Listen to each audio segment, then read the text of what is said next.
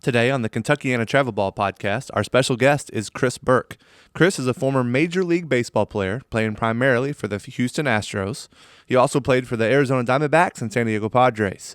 He is best remembered for hitting a series-ending walk-off home run in Game 4 of the 2005 National League Division Series. Chris played high school baseball at St. Xavier before becoming a three-time All-American at the University of Tennessee. Chris was the 10th overall pick in the 2001 MLB draft. You may have seen Chris on TV as an analyst for ESPN covering college baseball, and Chris helps coach the Vipers Floyd Rising 12U travel ball team. He also runs a baseball academy in town called Chris Burke Baseball. We're very excited to have Chris on today. Chris is a wealth of baseball knowledge, so let's get to it.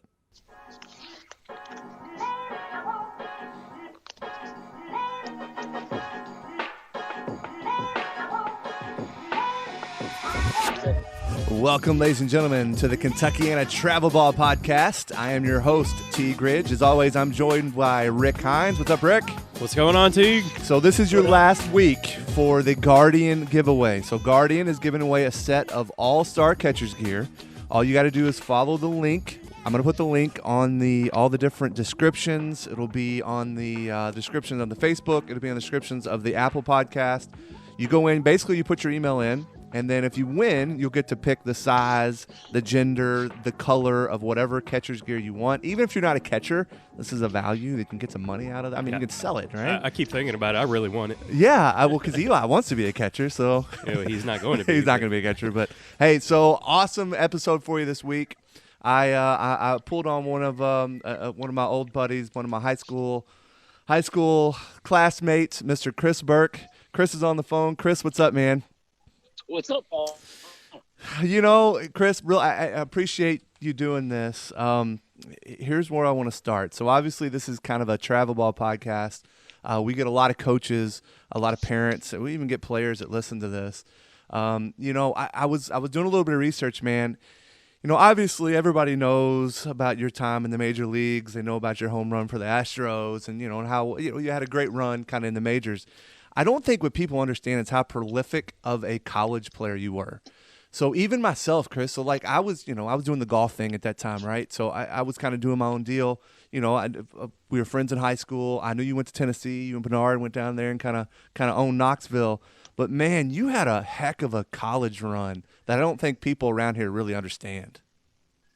Well, there's a reason they don't understand it because I went south. Right. There's not a lot of people in Louisville care too much about what's going on in Knoxville. But, yeah, it was a good run. I think covering, the Southeastern Conference so much now and all of college baseball, sometimes I look back at that time, it feels very surreal, like a lot of the past does for all of us in Sure. some ways, right? But, those were good times, and certainly 2001 was a lot of fun going to the College World Series. Yeah, man, and then, your senior year hitting .435, you were the SEC Player of the Year, first team All-American at shortstop.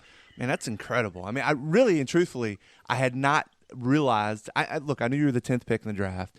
I knew your major stuff, but I didn't realize how really great of a player you were in college. It's pretty awesome. Chris, what do you attribute some of that early success to?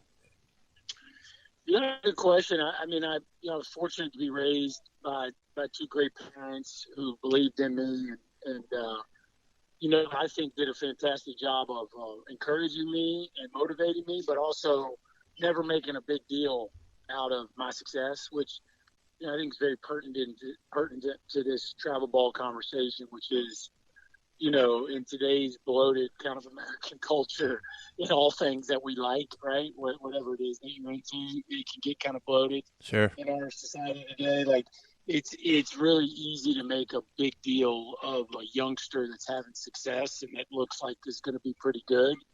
And I think the deeper I get into my parenting time, and certainly as I deal with a lot of youth players through my baseball business, right, as an instructor, there's just a lot of power in parents who are where they're your biggest fan, but you also know that you're the child and they're the parent. Sure. And there's a perspective on what you're doing in sports that it's important, but it's not an idol and it's not out of its proper place. So Yeah. I think my parents did a fantastic job with that. And, I feel very grateful for that. And specifically from a playing standpoint, like I said, I think there's a surreal nature to looking back at some of the things I accomplished in Knoxville. Sure. As far as some of the bulk numbers, whether it be my junior season that you just referenced, or from a career standpoint, Right. just some of those things I did. All I can say is always had a knack for getting hits. Yep. And it didn't feel all that hard at the time. No, I hear you, man. So I got to the big leagues and it felt really, really hard. Sure. But I was always kind of a hit collector. And I loved to play. And so, I played every inning of every game. Had a knack for getting hits, and you do that for 3 straight years. And you look up, and at the end of the day, there's a lot there. Is really all I can say. And I was fortunate to go to a program that played me from the jump. Yeah. And let me work through some of my struggles, which isn't always the case. No, having some opportunities huge. Yes, definitely. And as so we had and I know Coach Madison. So we had Coach Keith Madison on last week, and he talked about one of the big things too is that there's a lot of luck involved. You got to have some luck to get to where if you're going to play in the majors and you're going to have a long career, you got to be able to get through without being injured. There's a lot of things that are involved there. They're beyond talent. Circumstance for sure. Yeah, opportunity. And I think for me, you could probably take that. I probably saw both ends of that spectrum, right? Like in Knoxville, I was, very rarely do true freshmen walk into the SEC and have a very clear path. I mean, obviously I still had to beat out upperclassmen, but there was great opportunity to play right away. No. That's not always the case. But the opposite was true for me on the major league side. I got drafted by an organization that had a Hall of Famer at second base. Which is your spot, and you're an infielder, right? That's right. Who was going to play till he got 3,000 hits. Yeah. That just happened to coincide with my first 3 years in the big leagues. And then, at that time we had Adam Everett at shortstop who, Bill James came out with his first fielding Bible, and Adam Everett was ranked the number 1 defensive player in his position in the big leagues. So, I just didn't have a clear path to playing every day. So when I got to the big leagues, I, got there in a utility role because right. I was forced to have to do that. So I've seen both sides of that spectrum. Yeah, no, for sure, man. So recently we just had Daylen Lile on. Daylen was, went in the second round to the Nationals. What is now? Obviously, Chris, I know this is one of the things you do for ESPN. You're an analyst. You're big into college baseball. What's your future on Daylen? Does he have a bright future? He does, and I'm proud for him. I'm excited for him.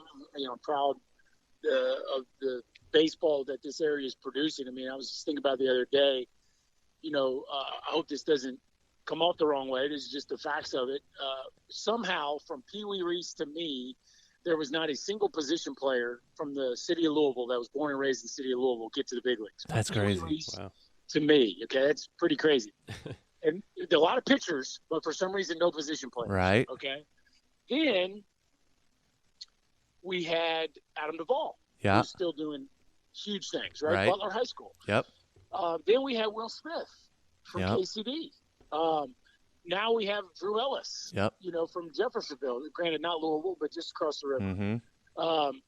And then you see you got Joe Adell. You got Joe Adell, right? Joe, from that's Ballard right. High School. Yep. So you're seeing it from different high schools in the area, right? It's not all coming from St. Extra Trinity, right? Yeah, right. And then, now you got Daylen Lile, who's a 2nd-round pick, who certainly looks like he's ticketed for the big leagues. Selfishly, I really wanted to see him in college baseball. Same. And honestly, I think it would have been a wise investment for him to choose to go to college because, I think he got, 1.6 or 1.7. I think 3 years of college baseball, he'd have gotten 6 or 7. Yep, agreed. And he'd have set a whole bunch of records and gone to College World Series a couple times. But, that's his decision, him and his family's decision. And certainly we're all pulling for great things for him. But, the hit tool, we just kind of got done talking a little bit about that. Like the hit tool is something that can be evaluated easier now than ever. It's still not an exact science, but I was telling somebody this the other day, it used to be in high school baseball, the world was a much bigger place. Right. The great prospects were not conglomerated like they are now. There's not this showcase summer circuit where Sure. all the best players are playing against each other every weekend.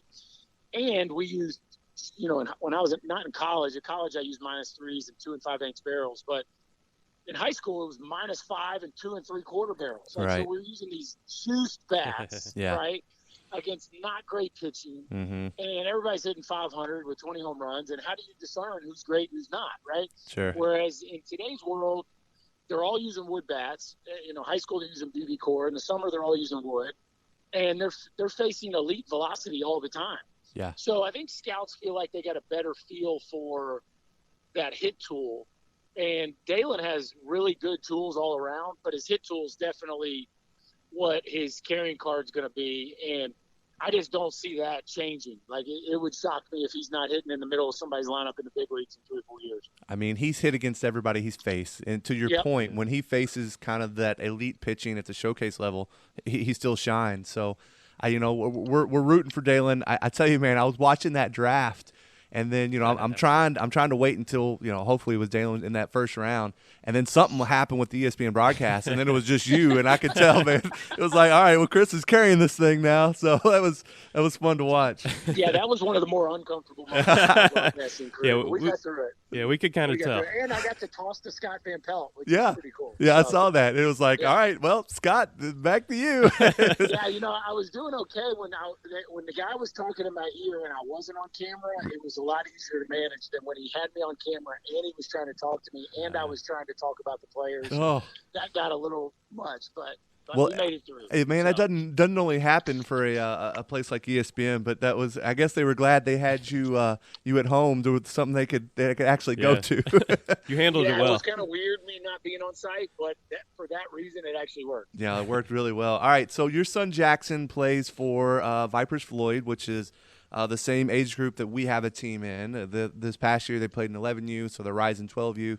And honestly, Chris, you guys kind of solidified yourself as the best 11U team in kind of the area this year. A lot of great players on that team. Obviously, Carson's a great little player. It's in his bloodline. You've got the Novak kid. So there's a lot of really, really good players on that team. Talk to me a little bit about Vipers Floyd, Chris. What's your role there? I've been fortunate. One of the, I guess, maybe silver linings of COVID was I was around.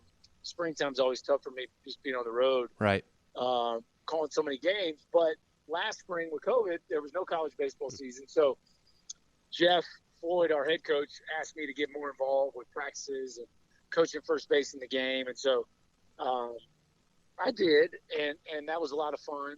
And this past off season, I agreed to, be as involved as I could be moving forward. And so I was there for, all the preseason practices once basketball was over. And then, we did the entire regular season from our home studios this year. So I was at a lot more games than I would normally be. Yeah. So I was able to be more involved and tried to help with some of the practice plans and just helping Jeff however I can. And we got a really neat staff there. We got Logan Taylor, U of L's former center fielder on their 2017 College World Series. He kind of leads the outfielders. I kind of work with the infielders. Cameron Hahn, who was a second-round draft pick. Yep. He works with our catchers. Jeff works with the pitchers a lot. And Shane Seeley, Ryan Seeley, who's our really good center fielder, his dad, kind of helps with all those facets. And so we got a good staff. We had some great additions this year to our team that really all came to us kind of in different ways. Jack Yarka, our first baseman and left-handed pitcher, hit fourth or fifth for us all year. He had a monster year, led us in RBIs, and just a lot of really, really big hits. Kid's got a ton of raw power, and showed up in the games. Just had a really, really good year for us. He was a new addition. Jack Sabins was a catcher that we added that was very helpful. It's always helpful to have a kid that can be your number 2 catcher that can really defend, and got a bunch of big hits for us. And then Matt Winthrow, who people would never know this if you played against us, but he's a 10-year-old, or was a 10-year-old all last season. Okay. Could have been playing 10U and is a grade behind everybody else, but arguably has the most raw tools on our team. He's the fastest player on our team. He probably has the most pure arm strength. Interesting. Probably has the highest exit velo Gotcha. if I'm just using the eyeball test. Now, there's still some mechanical things we're working through with his swing path, but when he hits the ball in the barrel, it gets off as hard as anybody. And he played left field, right field, center field, pitched for us, batted anywhere between 1 and 5, and was just a monster, especially when you consider, he was probably the youngest kid on the field every game we played. Okay. He was another new addition. And then our 4th new addition was Kyle Novak. Right. Led us in hitting and was just – Kid's a stud. I've never seen a barrel fest like that kid put on this year. He's a stud. For some reason, we played on 250 all year. I talked to the people at we played most of our games at E-Town. Yeah. I just don't really like 11-year-olds playing on 250 because it pretty much really takes the home run out of play. I think Jack Yarka was our own. Ryan Seeley hit 1 and Jack Yarka hit 1. We probably played 40 games on 250-foot fences and hit 2 home runs. Yeah. But with that, we probably hit 20 balls that one hopped or hit the wall, and Novak might have had 10 of them. Gotcha. So he probably would have had, if we were playing on 200, 210, even 220-foot fences, Novak probably would have had 10 to 15 home runs this year. He hit that many balls hard. And played a great third base, throws a ton of strikes, and has a really good breaking ball on the mound. And so he batted second and was just a star player for us all summer long. So I could go through every player and give him a ton of praise, but those 4 new additions, on top of the solid core that we brought back, really helped us kind of play at another level this year. Well, you mentioned a couple things there I want to hit on. So, again, Chris, one of the things that we try to do with this podcast is give value, right? And you're going to be able to give more value than most. So when you just mentioned breaking ball. So that's one of the things that we introduced with our kids this year is how to basically throw a curveball, but breaking ball kind of, both ways. At what age do you think that should be introduced?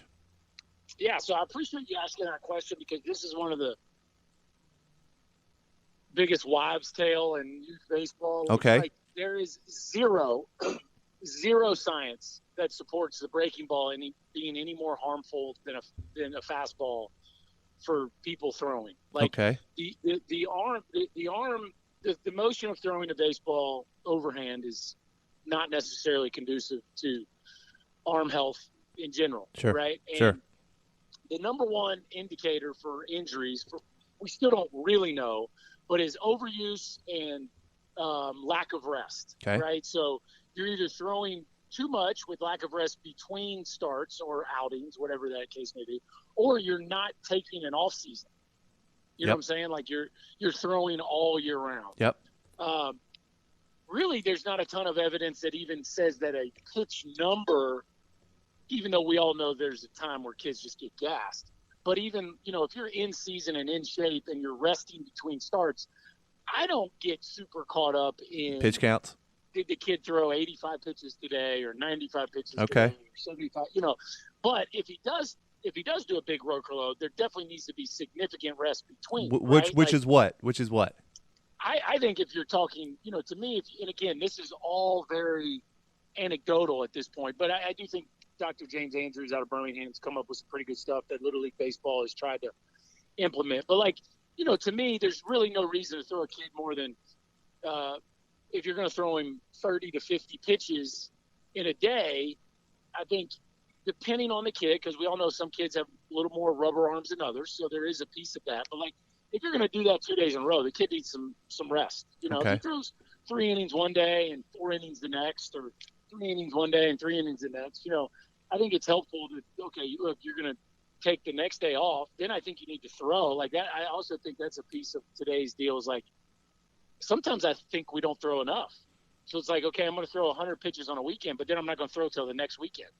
Right. I don't know that, you know what I mean? I think take a day off, let your arm chill, then you need to get back to throwing. And again, throwing doesn't always mean I'm letting it rip as hard as I can go. But, the pitchers I know who were healthiest threw a ton. Again, that doesn't mean max effort from the mound against hitters. But, it stands to reason with most movements, the more you do them, the more in shape you are, right? But we need rest from max effort. We need rest, seasonal rest. So I don't want to act like I'm an expert, but Driveline has some great literature on the breaking ball as opposed to the fastball. One of my best friends who I played pro ball with and I've been buddies with forever is Kirk Sarlos, who just went from being the pitching coach at TCU to now the head coach at TCU. But he's, pitched in the big leagues and was is a Hall of Famer at Cal State Fullerton and now the head coach at Texas Christian University. Right. I mean, he was the first guy that told me, he's like, Burke, there's no evidence that the breaking ball is any worse on a kid's arm than a fastball. And if you really look at the modern day game, there are now pitchers. Look at Kevin Kopps this year. Like, he's throwing breaking ball pretty much every pitch. Yeah, and he threw. That's true. He had one of the greatest seasons in the history of college baseball. He's throwing breaking ball 80% of the time. Right. So to me, there's a couple things that I just like to highlight on this. The creativity of pitching is one of the most fun things for young kids. Agreed. Changing speeds, changing trajectories of the ball is a blast. That's why they love to play wiffle ball. Yeah. It's fun to make That's the ball right. do different That things. blitz ball Blitz where they ball. can make it just do all the crazy stuff. Sure. Right? Like, that's what's fun. So, again, if we're taking care of kids' arms and not pitching them 12 months out of the year and not throwing them 150 pitches on a weekend and, not running them out there every single day, like, if a kid wants to throw 15, 20 breaking balls in a 60, 70 pitch outing, again, there's no science that says that's bad. And it's more fun to learn how to pitch. Here's a changeup, here's a curveball, here's a slider, whatever it is you put in. And, like, let's go out to the mound armed with an ability to actually pitch. Yeah. Instead of just, let's be honest, most kids have a pretty medium fastball. Right. Well, if you throw a medium fastball to any team that can hit a little bit, pitching doesn't become very fun because No. you're going to get banged. You're going to get rocked. You know what I'm Yep. saying? Yeah.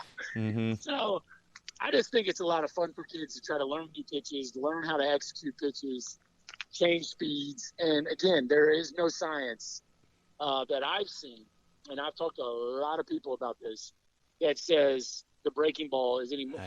Again, the fastball, look at all the injuries we have. I'll give you one story. There's a guy in the big leagues now named Cal Quantrill. Yep. Who can't remember who he's pitching for, but he's off to a great start in his young career. His dad's Paul Quantrill, pitched forever in the big leagues. Okay, I faced him, whatever. He went to Stanford. Okay, there was this great story about how he never threw a breaking ball until he showed up to Stanford. Okay, and he had this incredible changeup. He was 92 to 95. He had this incredible changeup. Well, he gets to Stanford and they teach him a breaking ball. Well, but he had never thrown a breaking ball for 18, 19 years. The end of his freshman year, he blows out. Okay. And we had this conversation. It's like, this kid was treated with the utmost care from the time he started throwing a baseball. Rest and recovery and prehab and post throwing sessions. Did everything all he that was stuff. supposed to. Everything he was supposed to, above and beyond. Blew out. Andy Pettit, one of my dear friends and teammates, Sure. both of his sons, his older sons, blew out. And, this dude had every arm care program known to man. Both his, so I just think there's a piece of it that we don't know. But I've seen so many kids handled, quote unquote, the right way who blew out. Right. That I think most people have gotten to a point now where it's like, hey, let's not abuse kids' arms. Let's make sure they're, taking a season of the year off. Let's get significant rest between, high volume workloads. And the rest of it is a little bit up in the air. Like, to me, if you throw hard enough, at some point you may have an elbow injury. Like, we're just kind of there. But it shouldn't be happening at 12, 13, 14 years old. All right. So you just said something else that's interesting. So one of the topics that we've had on this podcast quite a bit is how to approach multiple sport athletes as a coach in the travel ball era. Now, I know, Chris, you were a great basketball player. At St. X, you're a point guard. I know Jackson plays football. I know he plays basketball. I know you coach that basketball team. So you just mentioned take some time off, season off. What does that look like to you? So, obviously you being somebody that's played baseball at the highest level, your son's got every opportunity in the world. How are you approaching that with your kids? Yeah, so he plays quarterback too. So he goes from, when we start cranking him back up a little bit, thinking about baseball, which is for us is usually February. He goes from February through October when football's done, throwing a lot, right? Okay. And we're talking backyard, bullpen sessions, tons of when football starts. It's, we're 4 days a week and we throw the ball a ton in practice, in the game, in the backyard. So once we get to the end of football season, he really goes from November with the occasional, we just got done watching an NFL game and he goes out in the backyard and plays with his brothers or his buddies. Right. For the most part, he'll go from November to February and not throw anything. We go full court, full throttle with hoops. Yep. And so he gets, other than throwing maybe a full court basketball pass or something, he goes a good 3-4 months where he doesn't throw anything. Now, that doesn't make it right for everybody. That's just how we do it. Yeah. And so the other thing that does to me, which I always really valued as a player, is there's not just a physical break of letting your arm heal, but there's just a real mental break of getting away from a sport. And we do that with all the sports. Yeah. We played our last tournament second week of July, and besides, backyard wiffle ball, he won't play a meaningful baseball game until March. Yeah. Right. And so by the time that comes around, there's a real anticipation of the sport. There's a real longing to get back into it. And an excitement, excitement for the season rather than just you've played it all year. It's no big deal. Yeah, exactly. So, and again, that doesn't make it right for everybody. Some kids aren't into some sports, and some kids really, want to play it. But I just think whether it's, kind of a weekly Sabbath as a person, taking a day where you regroup and recharge, or a seasonal Sabbath, so to speak, where you just step away from an activity that you really enjoy to recharge, to invest in something different, to gain the competitive and relational experiences that are associated with a different activity. Yeah. And then you start to long for that thing that you love to do as it approaches, in a way that when you get into it, there's actually tons of room for growth, improvement, intensity, and a real high level of competition because you've stepped away from it for a period. No, that makes sense. I'm with you there. So that's where we are. How about you growing up? Did you do this kind of the same thing? Yeah, so I played, forgive me if I'm making it sound like there's only 3 sports, but I played football, baseball, basketball, right, through 8th grade, and then I got to high school and just played basketball and baseball, right, and picked up, kind of started playing golf more as a hobby a little bit in high school during that fall stretch where my schedule was a little bit lighter. Mm-hmm. I did fall baseball at CNX, but back in the day that was very light, Gotcha. Like 2 games a week or something, and there was no fall showcase circuit like there is now. So, the fall for me was a basketball. We were starting to do conditioning and, starting to ramp up for that, but there was no, 24/7, 365 world like we live in now. And so I just really feel like that geared me up for hoops. And then, come February, I started to get the bug. It's already baseball season, and then I would run that race through August. Yeah. And you chill a little bit. And then, you know what I mean? You get a little bit of it's okay to have a weekend where, you play golf with your dad and don't have something on the schedule and just, you know what I mean? So and even as a pro, I wouldn't pick up a bat. So whenever our season ended, I wouldn't pick up a bat till the second week of January. See, that's crazy. But so look, when I was watching the draft, it was amazing how many guys were multiple sport guys. We're like, this dude could have gone D1 in basketball, but he just got drafted out of high school to play baseball. Mm-hmm. It seems like, even college coaches probably put a value on guys that play multiple sports just because they're athletes, right? Yes. They've been in different competitive scenarios. They've learned how to solve problems outside of one sport. They've learned to be sharpened by coaches that traditionally have a little different MO Right. in different sports, right? The football coach is usually hyper intense and maybe, a little bit louder, maybe a little bit more demanding. The basketball coach might be real tactical. He might have a increased emphasis on conditioning and physical fitness, and the baseball coach is usually more of a maybe philosophical and working through mental issues of That's sport funny. and the emotional stress of an 0 for 10, 0 for 15, or 0 for 20. You know what I'm saying? So you learn how to deal in all these different environments. Plus, to me, I tell my boys this, like the most pressure I've probably ever felt, I never felt more than I felt standing at the free throw line up a point against Trinity at Trinity in the first round of the regional basketball tournament. Yeah. Like everybody in your little world that is at the game. Right. You're playing your arch rival. There's 12 seconds left. Yep.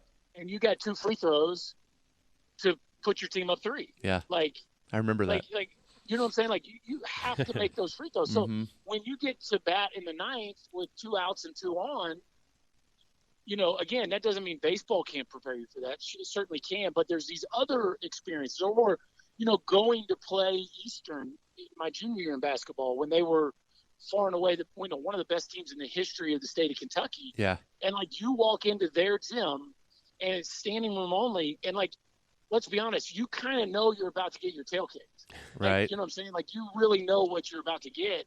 What are your options? You either go out there and compete or what? You don't take the flight. You know what I'm saying? So what does it feel like when you're about to go face Pedro Martinez or John Smoltz or Carlos Zambrano or Chris Carpenter? Hey, I'm up against something that's bigger than me right here. Yeah. And what are my options? I'm either going to stick my feet in the ground and compete my tail off, or I'm going to go suck my thumb in the corner. Right. You know what I'm saying? And the kids that compete are the ones that obviously rise to the top. I mean, that's, you always talk about you want a kid that can compete. You hear college coaches talk about that, high school coaches. You want a kid that's going to come in and compete, period. And that word can be overplayed. Yeah. But obviously we know some of that's nature, some of that's nurture. But to me, the different sport environments, obviously this is a baseball podcast, so let's talk about the other sports. And I'll just keep it to kind of the lanes that I live in the most, even though I think golf, we play quite a bit of golf in our house too. And it can teach you a ton about, emotional competitiveness and dealing with the frustration of missing a 2-footer or getting the ball to bounce or whatever. Sure. But, football really forces you to physically face your fears and forces you to compete against people that are bigger and stronger than you. And let's be honest, might be a little scary. Right. For sure. Right. And basketball forces you to play under the immense pressure of kind of the hand-to-hand combat. And as you know, because you and I have coached against each other, the messiness of youth basketball. It's a mess. It is. And so when, we like to run around and trap and run and jump. And when you're looking at our kids running around and you're calling a timeout, guys, we got to be able to pass the ball and, control our pivot foot and change sides of the court. And your kids are looking at you but coach, it looks like, they're fouling me or they're reaching in. It's well, what are our options here, guys? We got to be competitive enough to stand up against a defense that's overly aggressive. Absolutely. Right? And so all those things help you when your first 2 pitches of an at-bat, the umpire calls one that's 6 inches high and one that's 5 inches outside, and you really want to turn around and punch him in the nose. Sure. But what are your options? Sure. You know what I'm saying? You got to dig in and compete and figure out a way to put the ball in play. So, Chris, one of the things that we've talked about quite a bit, and I'm curious how Vipers Floyd handles this. So we've got a couple kids on our team that play some different sports, and they're really good at different sports, but they overlap a little bit with our main baseball season. How do you guys handle, or do you have kids that are missing anything for baseball? Oh yeah, we do. And Jeff and I kind of worked through some of that early.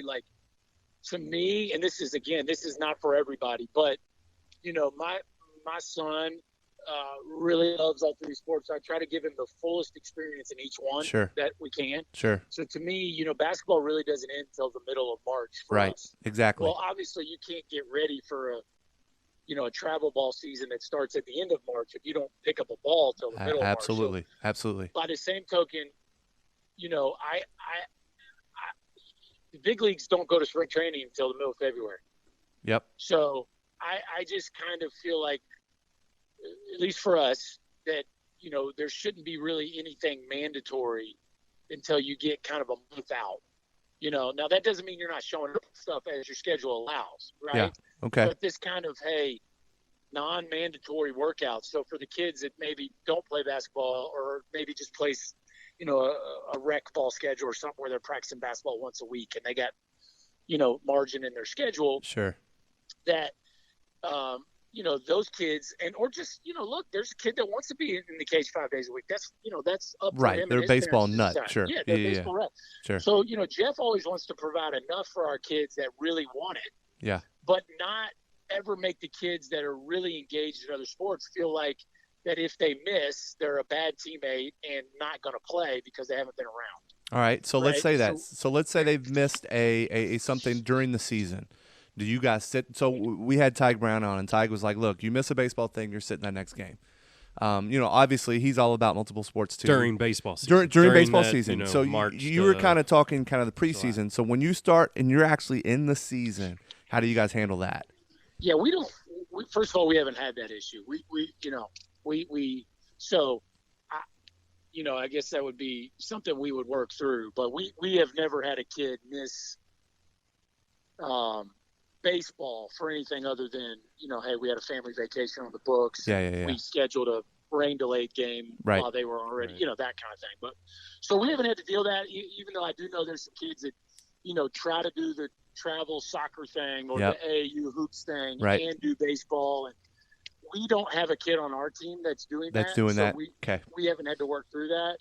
But, Jackson and I and Jeff and I have, preemptively had those conversations because obviously for him, if he's going to, at some point stuff overlaps. Sure. Right? Like you start to get to high school for sure, but probably 14, 15 years old, there could be something where you have a football responsibility or a basketball, Right. event that you want to attend that happens to be the same week as a baseball tournament. Because, as we get older, some of these baseball tournaments are Tuesday to Sunday, I know, Wednesday to Sunday. which is wild, man. How they expect Yeah. parents to pull all that off, but they are, and people are showing Yeah. up. Yeah. That's right. And so you know what? They keep doing it. Yeah, Yep. exactly. Yeah. So from our perspective, that day's probably coming. But I don't like hard and fast rules because they tend to put you in a corner that if you break it, now you look hypocritical. I'm the same way, man. That's where I'm at. So I try to deal with things as they come. Every And Jeff's situation's a the little same way. different. Yeah. Every situation's a little different. That's right. And, some kids you take with the understanding that, hey, I'm just being hypothetical, but hey, I'm a super competitive soccer player. And this weekend, and this weekend, I'm going to be gone. And maybe Yeah. you take that kid knowing that, okay, hey, this tournament weekend, he's out or whatever. Right. I don't think that means when he comes back, he has to sit. Yeah, for me. I agree with So- you. I'm in the same boat, and that's actually how we've handled it. We have a high-end soccer player that's on our team that can be a great baseball player too, and we've kind of handled that exact same way. So And Chris, I think the key to all that stuff is communication. And oh yeah, especially with other parents, you don't ever want other parents to think that somebody. But look, let's be honest. Every team, there are certain kids that have certain special circumstances, and I think it's up to the coaches to make sure that everybody feels valued and that they're trying to handle everybody with respect and understanding. Sure. And I think it's just up to us as adults to communicate if something looks like it's a little out of the norm as to why you handled it differently for one kid as opposed to the other. yep, You no, know, makes so, sense. I think that's a yeah. great answer. So Chris, I'm a member of the American Baseball Coaches Association, which means I get the Inside Pitch magazine, which Oh, okay. you have your little deal, the frame by frame that's in there every time, which I think is awesome. So what is that whole kind of that e-coach deal? How are you involved in that, and what's your affiliation there? Well, eCoach is a digital coaching platform where it started off we were kind of doing all sports, but it's really the last 2-3 years just kind of gone heavy with we have a licensing agreement with the NBA coaches, so it's really gone hard, kind of global NBA. Okay. But there is a baseball platform to it where I get videos of players sent to me from all over, and can kind of coach them through the app. Point out things in their swing and That's and awesome. send it back to them, that kind of stuff. Okay. But the Keith Madison and Kenny Jackson, which Kenny Jackson's the owner founder of eCoach, Yep. Keith Madison and Kenny are the ones who started Inside Pitch magazine. Right. So that's why that frame by frame breakdown section that I do is sponsored by eCoach, because that's all kind of Okay. I got you. synergistic there. Makes Yep. sense. Makes sense. Mm-hmm. I love that frame by frame, man. I get so much out of it. This past one was a defensive deal that we're really trying to work on our outfielders to really kind of come through the ball and really start moving towards where they're trying to throw it. I loved how you talked about the one hop and actually aiming, because it's tough. It's tough to be able to throw a throw that is going to actually bounce and still keep it on line. I thought that whole thing was phenomenal, how you broke all that down. Well, I appreciate it. There's certain things in baseball you teach at the youth levels that maybe don't make as much sense when the field is compacted. They start to make a lot more sense when you play on when a the small field field. gets bigger. Sure. That's right. And so there is I can remember it like it was yesterday in Tennessee. Our coach kicked the kid out of practice because he just had no concept of throwing the ball low. Like he's like, dude, you get one more shot there, the cutoff man, and then you're just gonna take it to the house, And the kid missed the cutoff man, and off he went. And it's just like there's a pride factor with some kids that like the ball is always supposed to be thrown in the air. Right. And what you realize as you get older is that when the ball is low to the ground, it can be redirected.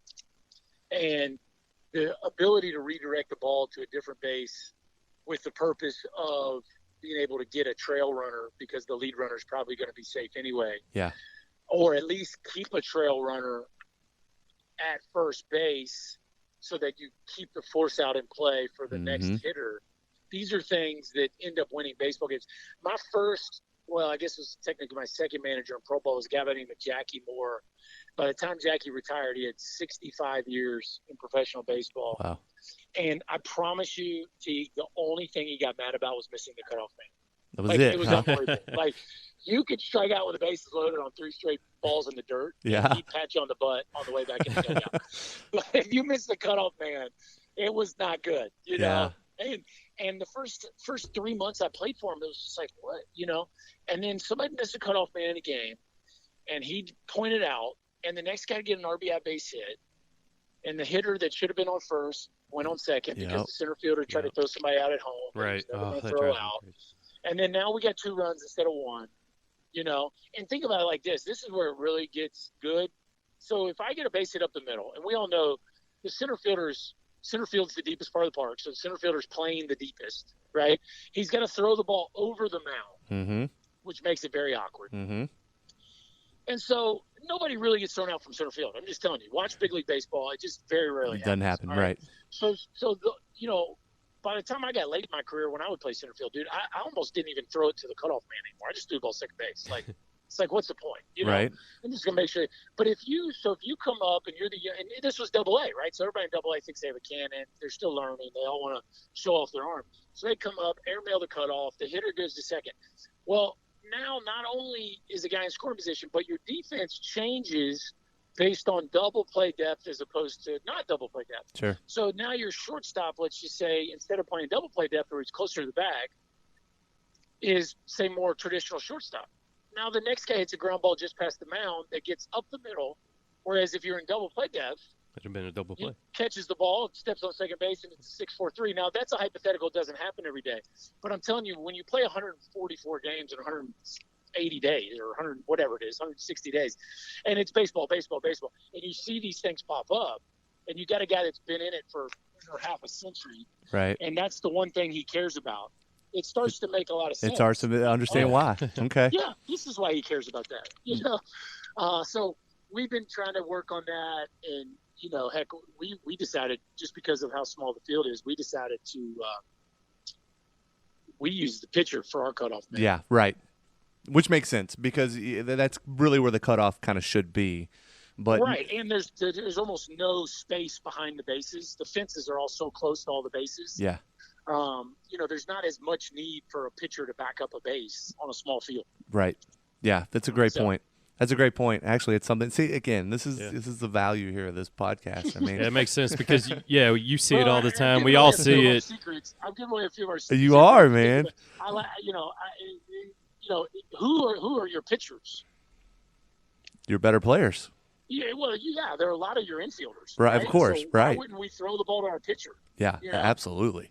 And Yeah. he's already there. He's So- standing on the mound, so you just got to move a few feet right or left. Yeah, So no, that's the way we do it. I love that. It's a great point. Yeah, if giving away secrets is going to hurt us, we're in trouble, Chris, because that's all I do on this thing. So, I mean, so for us, man, we're built on speed, and we run, and we're trying to be an athletic team, and we've gotten so much better over the years, and we're continuing to get better. We won U-Trip Team of the Year this year in kind of 11U, so we're certainly on the right awesome. way. And I tell you, man, I attribute a lot of it to guys like you, guys like Rick Arnold, people that I can kind of pick their brain and get some of this knowledge, because I'm a junkie with this kind of stuff, right? And I really try to take all this stuff and put it into action. And then I bring the golf mentality to it as well, of kind of the individual sport and how to succeed as an individual, because there's a lot of individualism in baseball. I mean, you're succeeding and failing by yourself at the plate, right? I mean, you've got to be able to make a certain play playing a certain spot. So, but I really appreciate that value. So I'm putting you on the spot here. So I haven't prepped you on this, but what is your favorite drill that you guys do in the travel ball circuit? Well, you haven't prepped me on anything. So That's to be true. fair on this. Well, man, you're a pro, so I figured I didn't have to prep you. Like the thing we do the most in practice. What is your favorite drill? Something that's not run of the mill, something you think that you get a It ton could be of the value kids out have of. the most fun, or the kids get the most value I out think, of. I think kids love to play. So I think one thing we do in practice that we like to do is we do 18 outs, and I give them 3 airs. So if you make 2 errors over the course of 18 outs, you win. If you make 3, the coaches win. So if the kids lose, they got to run a lap. Okay. Which for some reason running around a baseball field feels like 2 miles. Yeah, it feels forever. Yep. You run a lap. And if they win, I do whatever. They pick the amount of push-ups, 20, 30, 40, whatever it is. And, Nice. so you got a little something on it, but you just keep changing. So in other words, to me, every practice, you get loose. You should play a meaningful game of catch. That includes long toss. Yep. You should break up into individual position groups and work on specific plays relative to those position groups. And then you should have some sort of team defense, pop-up communication, cuts and relays, bump plays, PFPs, whatever the case might be. And sometimes the 18 outs, you can get all of those in one simple drill. So everybody's at their position. I'm just hitting a fungo, and we'll set up a whole bunch of, nobody on, nobody out, and then we'll play it from there. So I might get a base hit, right? Okay, now there's a runner on first, nobody out. Now, do you actually put runners out there or no? No, we don't do runners because, living kids, you got everybody out there, everybody's out there at a position. So, but you could do infield stuff where you actually use runners. Gotcha. But I just think that's a fun one for the kids. You put a little something on it where there's a consequence for the team winning or losing. Nothing crazy. I love it. And you get to work on essentially all of those things. Yeah, man. Yeah. So I love the 18-out drill. I think that's awesome. A last question, and I can't let you go without asking this because I think our listeners would want to know. I mean, being somebody that had played with Roger Clemens and Biggio and Bagwell, and heck, you were on Randy Johnson's team at one point too. Who's the best player you've ever been around? Great question. The purest hitter I played with was Lance Berkman. I'd say Adrian Gonzalez was right there with him. I played with Bagwell and Biggio towards the end of the career. I got a half a season with Carlos Beltran when he went 40-40, which was incredible to watch. Yeah. Wow. He had the greatest postseason run. I still think it's the greatest postseason run ever. I think he had 9 home runs in 8 games in the postseason. So I played with some really, really good ones. I played with Stephen Drew a year where I think he was one of only a couple shortstops ever where I think he had 20 home runs, 50 doubles, and 10 triples or something. Yeah. So a lot of great players. It's hard to say which one's the best one, but I will say that I think watching Lance Berkman hit in 2006. So think about this. In 2006, Lance Berkman hit 45 home runs and drove in 137. I think you can look that up. But I think it was like 315, 45, and 137. Yep. Okay. Our next closest guy in RBIs, I think, was 61. Oh, my goodness. So I've asked a lot of baseball historians about that. Like, so 137 is loud enough on its own, right? Oh, I don't care if 3 other guys on your team drove in 100. He drove in 137 when nobody else had more than 60, essentially. That's I'm like, crazy. is that the greatest disparity ever in Yeah. RBIs on Okay. a team? I've still there's that answer's out there probably. I don't know, but he didn't win the MVP that year because I think Pujols did. But that season, I don't think I've ever seen somebody compress the ball as hard as often as that guy did. So who was the toughest pitcher you ever faced as a hitter? So I'd say the guy, and I don't have the numbers in front of me, the guy that probably owned me the most, at least from what it felt like at the point, was Carlos Zambrano. Okay. Just 96 mile an hour bowling balls with like a 83 mile an hour like frisbee slider. So he'd get you bailing on that sinker that was running in on your hands, and then he'd throw that sweeping slider running away from you, and it just no shot. Made me feel like a little leaguer, but no fun. And then every once in a while, for giggles, he'd hit 2 home runs and beat you, and it felt like a little league game. Like the kid who strikes everybody else out is also hitting. Well, it's like this Ohtani thing. I mean, it's such a big deal with what he's doing right now. They didn't let him play every day, but he kind of felt like that. Yeah, for sure. But probably from a execution standpoint, and especially in the season in which I was in with the Astros in the NL Central, which is funny because now they're in the AL West. Right. But, when I was an Astro, we were in the NL Central. Chris Carpenter was probably the guy that was at the peak of his game and won the Cy Young. And I can't remember if it was 05 or 06. But like, you want to talk about pitching as the term pitching is defined.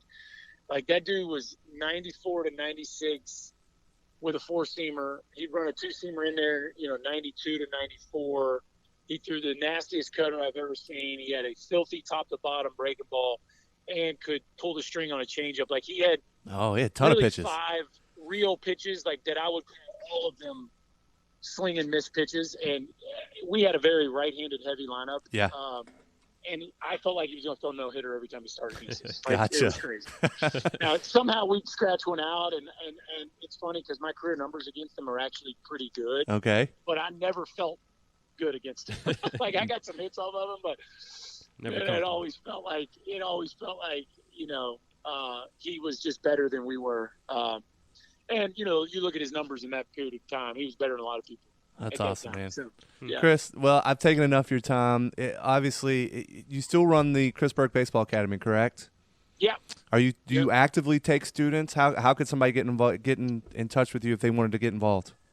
I definitely still have a Rolodex of clients that I deal with. I try to keep that very tight. So, but I've got some excellent instructors with me, Colin Lyman, Nick Ratajczak. We got a couple great pitching guys as well. So, ChrisBurkeBaseball.com. Everybody's email address is on the website, so you can look us up there. Awesome. Chris, I can't thank you enough, man. I'll be in touch. This was awesome. Okay, you guys be well. Thanks for what you're doing Thanks, for Chris. travel baseball, man. Good stuff. Awesome. Thanks, Chris. Okay, take care. Man, it's kind of cool talking to a guy that's played at that level, I mean, because think about the guys he's faced. I mean, he was on a team with Randy Johnson. Can you imagine just watching that pitch? And Roger Clemens. And Roger Clemens. So, it's crazy. So looking him and up, Andy Pettit. Obviously knew Chris Burke, and I was looking him up when we decided to have him on the show, and man, he had a moment. I mean, if for those who don't know, he had a moment. Yeah, that home run in the Division Series championship is to go to the World Series. 18th inning. It was a walk-off. Yeah. It was to win the series. Unbelievable. Yeah, I felt like I watched it live. Maybe I didn't. I mean, it was an 18-inning game, so who knows what time that game ended. But, I definitely saw the highlights and remembering, Chris Burke. He's a Louisville kid. And, Roger Clemens putting him on his back, strutting him around, after the game. Cool. Like, I mean. So cool, man. Could you imagine? No. Having that memory? I mean, you know, for the rest of your life. This is a guy that I grew up playing baseball with, right. and went to high school with, and then to go have the experiences he's had. Pretty incredible, man, yeah. and he's a great guy. Just super nice guy. He'll talk your ear off about baseball all day. Yeah, you know, he's a great father. He's a great person. Does a lot with Southeast. You know, if you know Chris, you just know he's a really good dude. So again, we really appreciate him taking his time. Anything else we need to touch on before we roll this thing out? Not really. Just, you know, if I know a lot of teams are having a little bit of a fall schedule. Looking forward to that. Yep. And yeah, tryouts are, I guess, still going on a little bit. You know, most teams have kind of figured it out. A lot of teams are looking for maybe one or two kids to kind of fill out the roster. So, you know, if you're looking to play travel ball, you know, there's probably still opportunity out there. You just got to find the right fit. You know, it was interesting. Chris hit on a kid on Vipers Floyd where he said, hey, you know, it's awesome to have that guy that's your backup catcher then come hit a little bit. Well, we just added one of those on our team. We're really excited. Yeah. We added a 12th, and, you know, we've got potentially the best, you know, catcher in our age division as our number one guy, but we want to get him pitching more. Right. And so to get him pitching more, you've got to have. Now we had another kid that was very valuable for us that could catch, but we need him in other spots. Right. So having that kid that can come in and catch a little bit more and not have to catch this one kid as much just gives us a lot more options. Yeah, man, it gives us some depth we really need. So we're really excited about that. So, you know, we're excited to get this fall season moving. Yeah, absolutely. All right, so Guardian Baseball. This is your last chance to get the catcher's gear, by the way. I'm in. I'm all in. If you have not signed up to win the catcher's gear, do it now because this is your last chance. Guardian will be pulling for the All-Star catcher's gear sometime this week. All you got to do is put your email address and your name in this link that's attached to the description of the podcast. You can win a set of catcher's gear that you can customize the size, the age, the color, the gender, whatever. So sign up. So Guardian. Are we announcing the winner next week? Yes. Awesome. GuardianBaseball.com. Check them out. You know, we wouldn't be here if it wasn't for our sponsors. So. And hey, if you know somebody or you yourself would like to be on our podcast, give us a shout and we'll talk to you. And hey, so I've got a guy that apparently has the #1 baseball card collection in the country. Huh. That we're going to go check out and bring on. And he's going to talk baseball cards. Wow. So any of you guys that are into baseball cards, we're going to be looking into this. My kid's super into baseball cards. So if you've got a kid or if you're into baseball cards, we've got an interesting podcast coming up for you. It is. Once again, thanks to Chris Burke. We will see you guys next week. Peace. So I skipped the song of the week last week simply because I kind of wanted to focus on Bryant, and we had tryouts that night, and I just kind of needed to get everything going. But this week, I'm coming back to the song of the week. The band is called Wildwood. Actually, kind of when I was doing the music business thing, there was a band I was kind of messing with a little bit, kind of the management producing game. Their primary songwriter, John Hager, is a good friend of mine. John is an incredible talent here in town. The song that I'm going to play is called Selfish. It's a great song. If you like Wildwood, you can look them more up online. Once again, thank you for tuning in. We'll see you next week.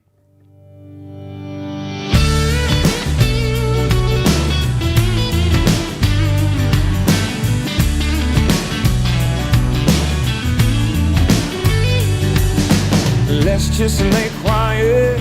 I wanna hear the sound. Rain on my window before it hits the ground. Turn the lights on. Well, let's just be still. Touching your skin's the only thing that I feel. 'Cause I'm a little bit selfish. I'm a little bit selfish with you. I know your time is precious. Girl, I can't help it. Come a little closer to me, yeah. I'll make you love me. Come a little closer to me, yeah.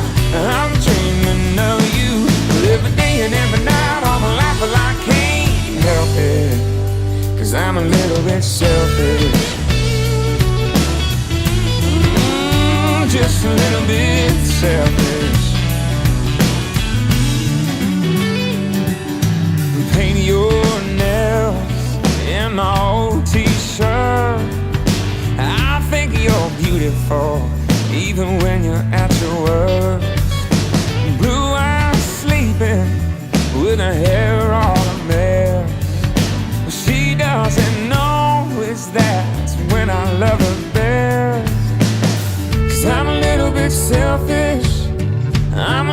bit selfish with you.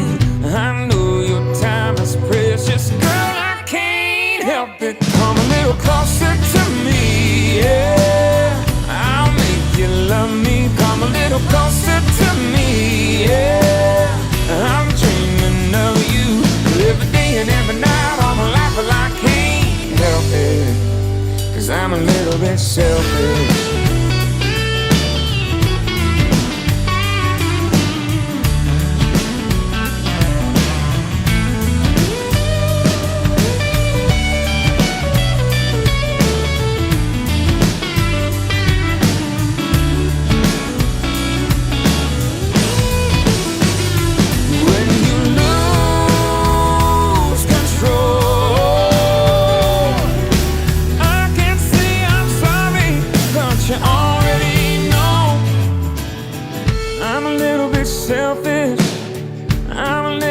Selfish with you.